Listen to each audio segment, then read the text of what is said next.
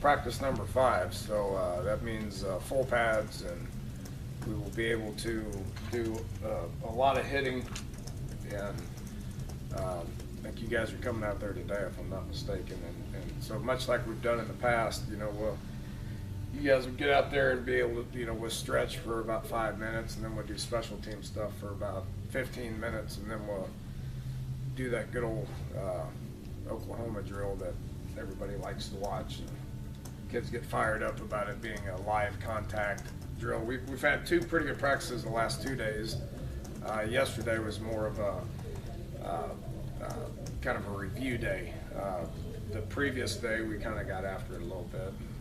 There was a lot of energy out there, and even a few fights, which is always fun to watch. So, but the guys are in a good spot. They're excited about where they're at, and I know they're really looking forward to getting out there and being able to do some things. So, after you guys leave, we'll finish with a team period that will involve a little bit of tackling for the first time. So we'll be pretty fired up to watch that.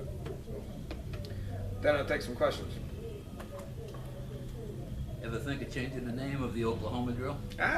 Yes, that's been brought up every year. I almost said something different a few minutes ago. It's just what everybody. I mean, that's just what it is. So nothing against the great state of Oklahoma. What have you seen out of the defense so far? When Coach Gibson was out on Saturday, he said they're throwing a lot of stuff at the defense and just kind of seeing what sticks at this point with their installation. I mean, what have you seen out of their progress? They're doing a lot after 4 days. They're doing a lot of good stuff. I thought we did too much stuff last year. I don't know exactly what you're referring to as far as a lot of different people being out there, a lot of different looks. I think we've kind of simplified our fronts and coverages a little bit from what we've done in the past couple of years, which I thought was important. They're lining up quickly. We're playing a lot of different bodies. I mean, it's hard to rep 4 deep. And there's a few positions we have on defense where we're repping 4 deep. So a lot of different bodies. We're lining up quickly, playing with a tremendous amount of energy, which is obviously good to see. So it's still a little early. I mean, today's the first day that we tackle, so obviously we'll know more after today. 4 deep, you kind of said with a smile there. I mean, how night and day is this compared to last year from what you're seeing in terms of defensive depth? All positions are deeper. We're not plugging true freshmen into 2 deep. The only I guess there's 2 true freshmen that are in the 2 deep. And that's Drayvon Henry and William Crest is taking some second team reps. So whether they end up there or not, that's just night and day compared to where it's been in the past. Not just last year, but the year before. And even the year before, we had a lot of true freshmen in the 2 deep. That's not the case now. Coach, if it was up to you, I mean, would you rather tackle earlier in camp or a little bit later? Well, you get, what the recommendation is you get about 12 days, which I think is about right. That's why yesterday, I mean, it was more of a review day. We're going to have some more review days in the coming weeks, but preseason lasts, I guess, 3.5 weeks. And you get about 12 opportunities to tackle in 3.5 weeks. So, which is about what we did last year. It's not a whole lot different than what we did last year because we have a lot more bodies. As opposed to a 30-play live period, it may be a 50-play live period. So, this camp is designed to keep these guys healthy, and we'll have a lot of recovery time. We're not having to put a guy out there and get 50 reps on him, per day in a live situation. So the goal is to get out of camp with enough reps to be able to be in game shape, but also be healthy and fresh and ready to play that first game. You mentioned William Crest. Do you have to make a decision on him maybe earlier than other true freshmen on what you want to do with him, just because you got to force feed him a lot of reps if he's going to play? I'm not really, because we got our starter. If we didn't have our starter and we were trying to figure out, much like last year, try to rep 3 guys to figure out who our starter was, that would have hurt a true freshman like William. Because we have our starter, because we have another senior in Paul Millard who's taken more reps than anybody around here. He knows what to do. He doesn't need the reps. He knows what to do. It's enabling us to be able to rep him, you know. And I don't know how he's going to continue to progress. He's talented. He understands. You know, he doesn't understand what we're doing, but he understands that he's going to get reps, and he knows he's going to make mistakes, and it's just about learning from those mistakes. So, because we have a starter, because we have another senior, it allows us to be able to dump a bunch of reps in here to see where he can get, because nobody knows where he can get here in the next month. He doesn't know it, and we don't know it. Coach, you said we're going to get to see some special teams tonight during the open media practice portion. Who do you expect to be vying for the return specialist on the team this year? Well, it's a huge emphasis for us right now, and we led the Big 12 in punt. You know, we got all those guys coming back. You know, Josh Lambert had a good year. We're good, you know, he's going to be able to come back. Our kickoff guys are fine. The return game is what's important. And again, I've said this each and every year. It's not, you know, we didn't find out who our two best return guys were until about mid-season last year. You got Smallwood back. You got Mario back. Those two guys are very, very, very capable return guys, but it takes the other 9 people in front of them to be able to work techniques, and that's where the depth comes. You know, you're 4 deep, that linebacker, well, those linebacker bodies are guys that are typically the front line, you know, or the second line guys that can get good at their techniques, you know, and you know, there's been times in the past where we've had to put starters in there because those are the only capable bodies that we had. So, you know, but anyway, you know, to answer your question, Darryl Worley's a return guy, Drayvon Henry's a return guy. Shelton Gibson's going to have an opportunity to be a return guy. Russell Shell has returned in the past. So we got a lot of good quality bodies that can do it. And those guys are going to have to compete for it. From a punt return perspective, you know, Mario's back there much more comfortable. Jordan Thompson's extremely reliable, you know. So we got guys, you know, again, it's not just about the return guy. There's very few Tavon Austins that can make 8 people miss, you know, not block a soul and still make 8 people miss and go score. Very few of those guys, so you got to be able to block people up front.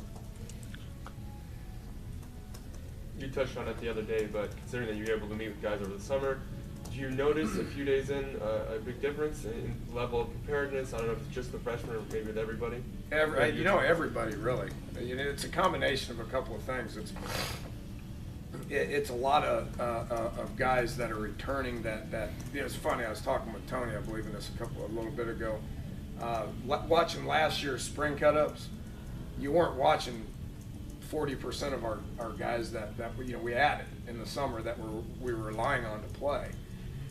You know, this year we're adding very few guys this summer. So the people that we coached in the summer, the people that we coached all summer, in spring and all summer, are the same guys that we're coaching right now. So much of the coaching staff is back. You know, you look at offensively, we were working with 3 new guys on offense last year from a coaching perspective, and that's not happening either. So continuity in the chemistry is much better as a result of experienced players and being able to be around them a lot more than we were.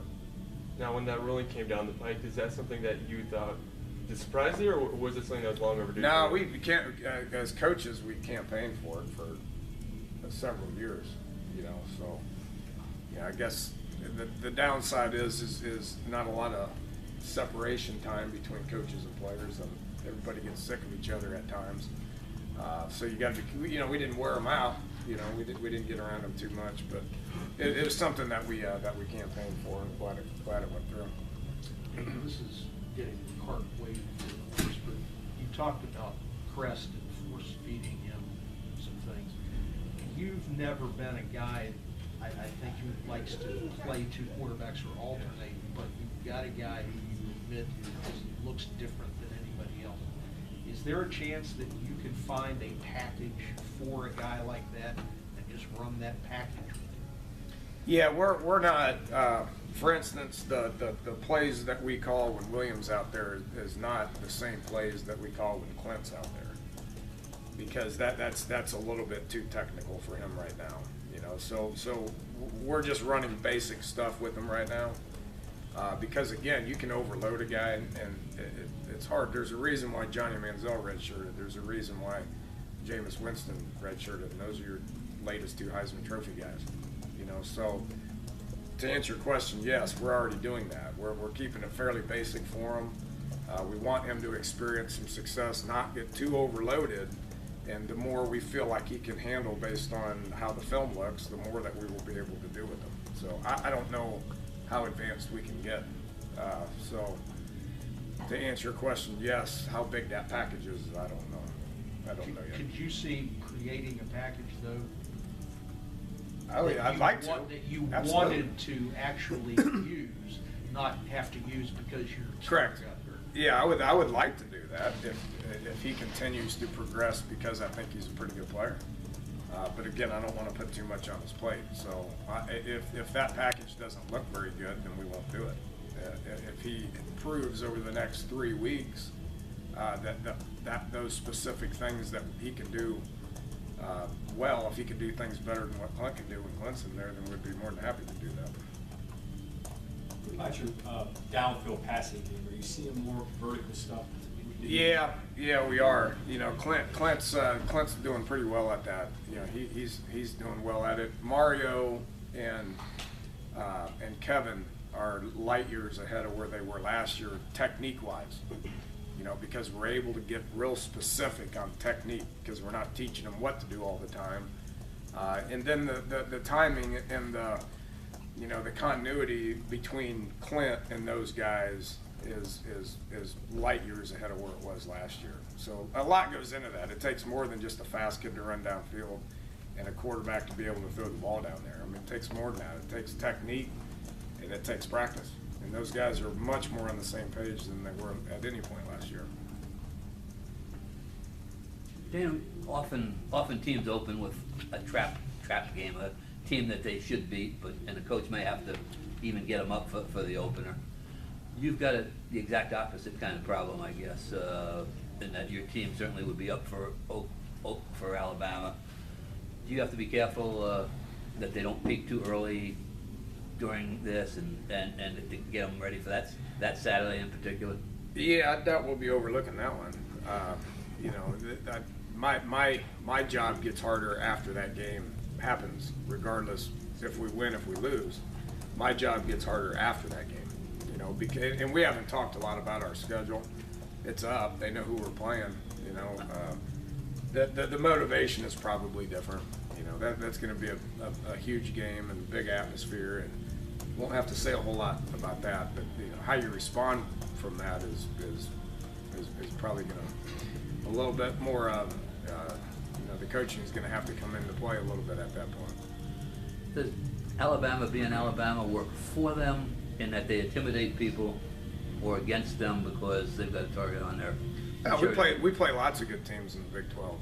You know that you know they're a storied program, but you know so is Oklahoma and so is Texas, and Oklahoma State's pretty good, and TCU's pretty good, and Texas Tech's pretty good, and Kansas State's pretty good. The list goes on. I mean, every game is big, so I don't think our guys will be very intimidated by it.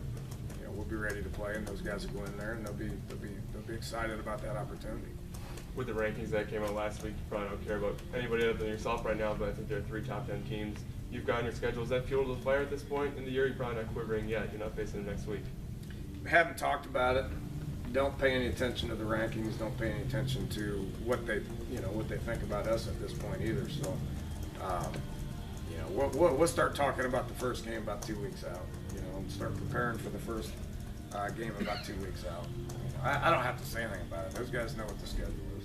You know, we play in one of the most challenging conferences in the country, and arguably have the toughest schedule in the country when you add a couple of those non-conference games. So. They know that. They know that, and they view that as an opportunity to be able to have a pretty good year. How often do you talk about finishing close games? Because that was a thing last year. Do you talk about that a lot now? All that time. Yeah, we've focused on that. That's one of our goals. You know, we got a couple of goals that we talked about in here with the coaches and the players, and one of them is to get better at finishing. You know, that was frustrating last year. No, it wasn't any more frustrating than it was for myself and the team, when you sit in that locker room after losing an overtime game, or or losing a 10-point fourth quarter lead. So yes, we have focused on that since January. We've ran specific drills. Not only have we focused and talked about it, we've done specific drills where we work on finishing things, finishing periods, finishing practices, finishing reps. It's something coaches say a good bit around here. And maybe the question is, how tired are you of talking about close games? It's better than getting your ass kicked. I mean, we're in a good conference. I mean, there's going to be close games. That's the beauty of the situation that we're in with the Big 12. So we're going to be prepared for for close games. We're going to be in them. We need to use our experience and the things that we've been through, and the motivation to be able to close those games out. On Saturday, Shannon compared last year to the Orange Bowl season. He said, really, when you look at it, it's not. You can make the argument that it's not that different, other than the close games broke your way. Yeah. Matter of having those young guys in key positions last year. I mean, do you see the similarities there? Well, yeah, there was a lot of close games that year too. You know, we had some experienced guys and some talented guys that were able to close those games out the appropriate way. You know, so we had young guys last year that weren't able to close those games out in the appropriate way. You can blame. I mean, I've taken the blame for all of it, but you can blame it on the lack of continuity with coaching staffs or turnover, whatever it is. The ball didn't bounce our way and we didn't close it out. We're using that as motivation, with developing more camaraderie, with having more continuity with staff and players and systems, to where when we're in those situations again, which we will be, regardless if it's the starters in there, if it's backups in there for a variety of reasons, we need to get in there and close them out. Danny, you mentioned your defense doing fewer things and presumably getting better at that stuff before expanding it. Offensively, all the things you can run when you run the ball, inside, outside, power stuff. Is there a label you would put on what you want to do or what you're good at, or is it going to be kind of potpourri of? Yeah, we're still figuring that out. We've simplified things offensively from last year too. Last year we were searching and changing. We've narrowed our package down offensively as well. To just try to get good at the specific things that we need to get good at. I don't know exactly what our identity is going to be. Last year it turned out to be, we had to kind of rely on the run game more than I have in the past, because that's just kind of what our strength was. I want to be multiple. I want to be able to run the ball. I want to be able to throw the ball. And I think we're on track to being able to be good at both of them. Dana, Coach Snyder the other day was comparing Wendell Smallwood to Charles Sims. Would you say that that's a very much so? Yeah, they're very, very, very similar. We could kind of tell that last year a little bit, and I've made reference to this. I mean, Charles is going to be a great pro. The reason he was the second back taken is because he was versatile. Because they're wanting to do that in the NFL as well, being able to have guys that can run between the tackles but also be a receiver. He left his mark here with the younger guys, and Wendell followed him and learned from him, and they do possess the same skill set. So hopefully we have the same production. I think we can replace Charles with a combination of Wendell and Russell Shell and Bowie and Garrison and Dreamus and all that. So I think we'll be better at back because we have more bodies. Dana, Coach DeForest the other day was really talking up Dayron Wilson and his role filling in so far. How have you seen him develop and how he's been doing? Yeah, he's been doing great. He defense Saturday after defense closed Saturday's practice out by getting after offense pretty good, and Dayron made 2 or 3 plays at the end. He made an unbelievable interception and had a tackle for loss. Has stepped in for KJ Dillon since KJ's been out. KJ will be back in a few days, but has stepped in there and given us good quality reps. And I rewarded him with the scholarship on Saturday after practice as well. So he's going to be a good one for us. If you guys have changed the summer, the coaches with camping and all that stuff, is there a way to tinker with this preseason part? Could you have shared practices with those schools? I don't think you could do scrimmages necessarily, but something more live than one against. No, I think you just got. I don't know. That's never going to happen. I can assure you of that. I just think you got to continue to build your roster. you got to continue to focus on building your roster to the point where it's at where it is right now. We've got 105 guys out there, you know, that understand